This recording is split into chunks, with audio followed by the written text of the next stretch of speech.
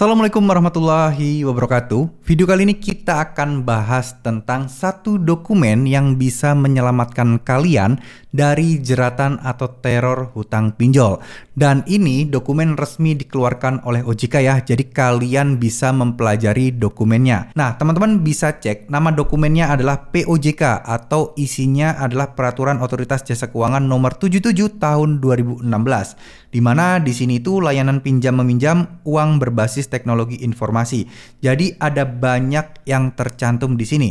Untuk mendapatkan dokumen ini, teman-teman tinggal googling aja POJK 77 2016. Di sini ada dari bpk.co.id karena ini .co.id artinya website ini resmi dari pemerintah ya.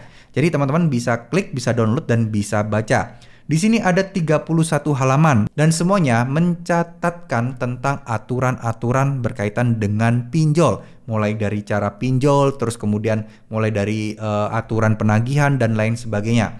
Kalian bisa cari aja di dokumen seperti ini, penagihan ya. Di sini ada sistem pengamanan. Di sini kalian bisa cek ya beberapa pasal di sini yang terkait mulai layanan keuangan. Jadi mulai aturan-aturannya bagaimana, terus kemudian hak-hak kalian itu seperti apa dan yang tidak boleh dilakukan oleh pinjol itu seperti apa ya. Teman-teman juga bisa lihat di sini ya. Di sini adalah penyelenggara pelayanan pinjam meminjam berbasis teknologi informasi bagian 1 bentuk hukum, kepemilikan dan pemodalan.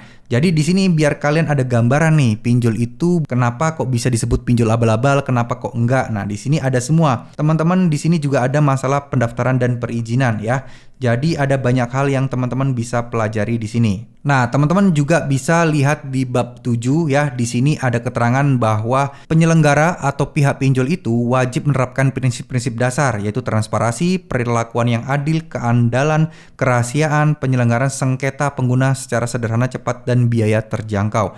Jadi mulai dari kerahasiaan dan keamanan data aja, kalau mereka melakukan pelanggaran ini sudah menjadi poin penting yang harus teman-teman tuntut untuk ibaratnya kalian sudah pasti tahu lah ya, ini itu pelanggaran. Jadi penting untuk kalian ketahui mana yang boleh dan tidak. Nah, caranya adalah dengan membaca semua ini. Luangkan waktu teman-teman untuk membaca ini semua ya, biar teman-teman ada gambaran dan gak gampang untuk ditakut-takuti oleh si pinjol. Lalu kemudian di sini sebenarnya pinjol itu juga disuruh untuk lapor berkala ya. Jadi pinjol itu nggak boleh semena-mena menyembunyikan data kalian. Jadi kalau ada yang galbek, kalau ada yang telat bayar itu harusnya ada laporan. Jadi OJK tahu bener nih performa pinjol ini seperti apa. Apakah banyak yang galbek atau tidak, tingkat keberhasilan peminjaman itu banyak yang berhasil apa enggak, semuanya dilaporkan ya. Terus kemudian kalian juga bisa tahu nih sanksi-sanksi yang dilakukan atau mungkin yang dikenakan oleh OJK kepada si pinjol itu apa aja. Di sini ada di bab 12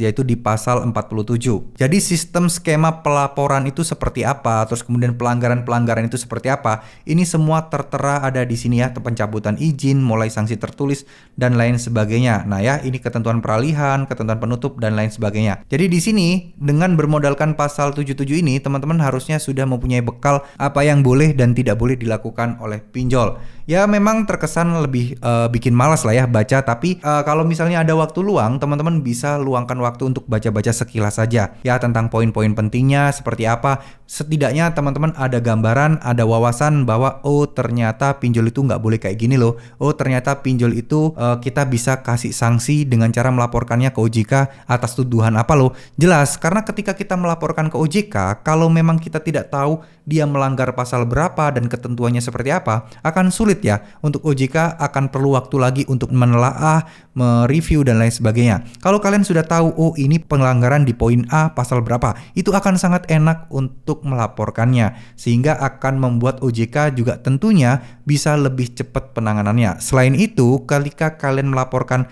ini kepada si pihak pinjolnya, mereka akan dengan cepat dan sigap karena mereka merasa kalian tahu informasi dan ilmu-ilmu dasar soal aturan dan perundangan pinjol seperti ini. Jadi kan biasanya yang macam-macam yang aneh-aneh itu kan oknum DC ya. Nah, si pinjol pun kadang tidak tahu menau karena mereka mengalihkan ke pihak ketiga. Coba ya kita akan cari ya. Coba pihak ketiga. Nah, ini ya.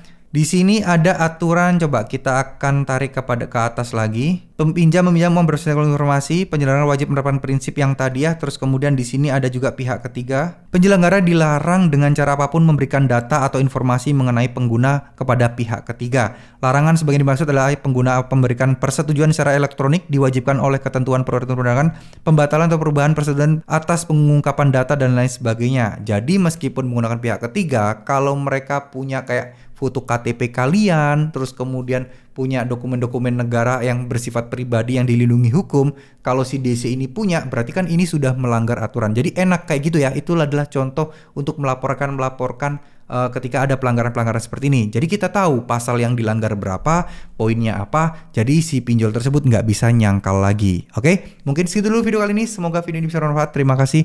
Wassalamualaikum warahmatullahi wabarakatuh.